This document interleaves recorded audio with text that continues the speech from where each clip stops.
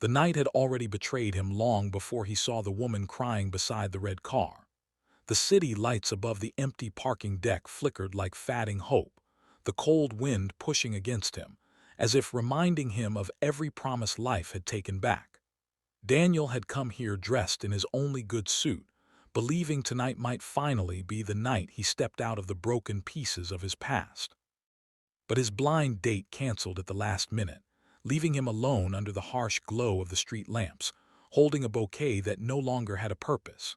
He sighed, leaning against the rail, wondering how much more disappointment a single dad was expected to swallow before life showed mercy. That was when he heard it, a trembling breath, a muffled sob, and his eyes turned toward the sound, toward the woman in the royal blue dress, sitting on the cold ground as if the world had shattered beneath her. Sparkles, if you believe in kindness, second chances, and stories that remind us of humanity, please like, comment, share, and subscribe to Ripple of Kindness. Your support helps us bring more heart-touching stories to life. Sparkles. Daniel could have walked away.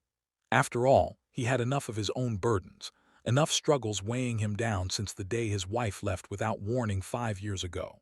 Being a single father to little Emma meant living every day in survival mode, juggling 2 jobs, skipping meals so she never had to, hiding his exhaustion behind a smile she deserved. Tonight was supposed to be his attempt at rebuilding something for himself, at least trying to believe he was allowed to want happiness again. Instead, he found himself stepping toward the sound of someone else's heartbreak. The closer he got, the clearer the scene became. A woman around his age, shoulders trembling, her makeup smudged by tears, clutching her phone like it was the last connection to something she had just lost. A lone red car beside her gleamed under the lights, reflecting her pain like a mirror. As he approached, he noticed how her breathing shook, how she wrapped her arms around herself for stability she didn't have.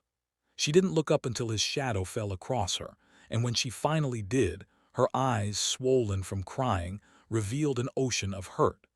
Her dress looked elegant, meant for a special evening, but now it clung to her like a reminder of how cruel timing could be.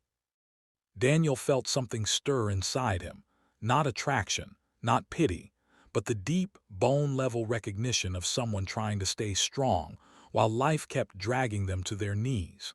He knelt beside her, keeping a careful distance, unsure if he had any right to interrupt her grief, but unable to turn away from someone who looked as broken as he felt. The woman tried to compose herself, wiping her cheeks with shaky fingers, but the way her chest trembled betrayed the truth. One glance at her hand told Daniel what had happened, a ring mark on her finger, fresh, the skin lighter than the rest. Someone had just ended something important. Someone had walked away from her too. The weight of that realization hit him harder than he expected. He thought of himself, of the day he had been left with a toddler in one arm and silence in the other.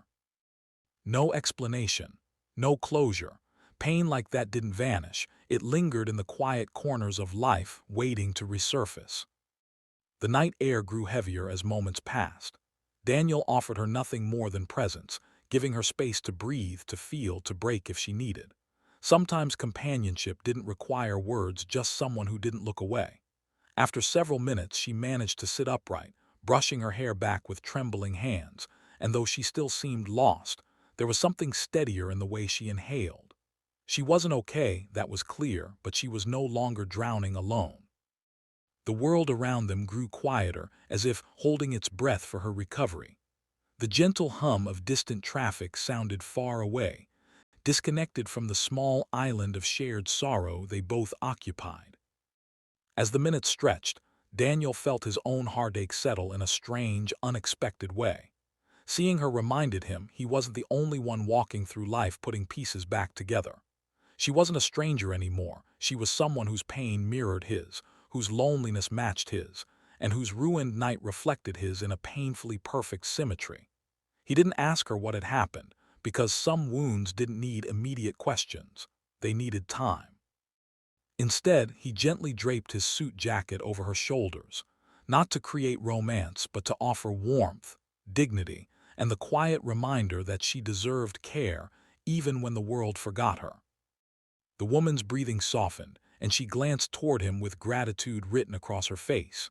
In that moment, Daniel felt something crack open inside him, a softness he had buried, a gentleness he thought fatherhood and constant struggle had worn out of him. He watched her gather herself, watched her eyes regain a little light after the storm. She looked around the parking deck as though seeing it for the first time, the emptiness, the cold, the lights reflecting on the concrete. It was a place where two broken evenings had collided, but also where something fragile and new had quietly begun. As time passed, the woman lifted her gaze to the night sky, closing her eyes for a moment as if trying to release some part of the pain she had carried into this place. Daniel sensed her attempt to breathe again, to steady herself enough to stand. He rose slowly, offering his hand not out of expectation but out of simple humanity.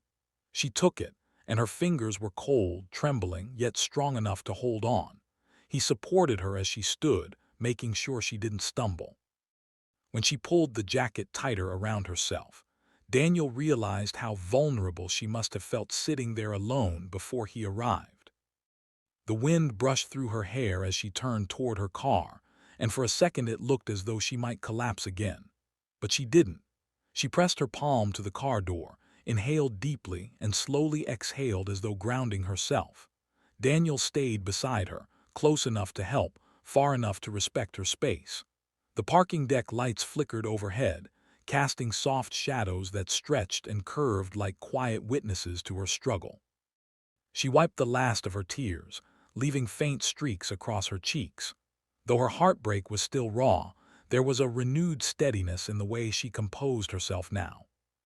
Daniel opened the passenger door of her car gently just to give her a place to sit and breathe. She